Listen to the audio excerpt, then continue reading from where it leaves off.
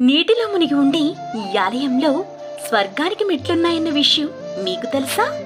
వనవాసంలో ఉన్న పాండవులు శరీరంతో పాటు స్వర్గానికి వెళ్లాలన్న కోరికతో స్వర్గానికి దారి నిర్మించాలి అనుకున్నారు.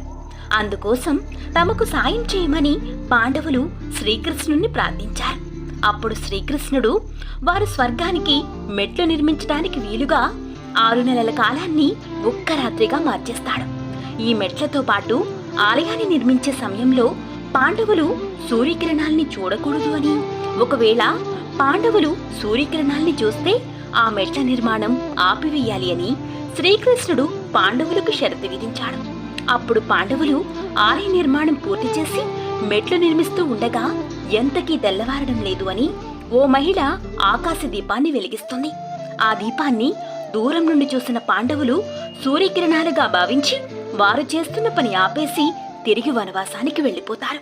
హిమాచల్ ప్రదేశ్లో ఉండే ఈ బాతుకిలాడే శివాలయంలో పాండవులు ప్రతిష్ఠించిన శివలింగంతో పాటు ఆ మెట్లను కూడా మనం చూడవచ్చు. జై శ్రీకృష్ణ అని కామెంట్ చేసి, లైక్ చేసి, సబ్స్క్రైబ్ చేసుకోండి.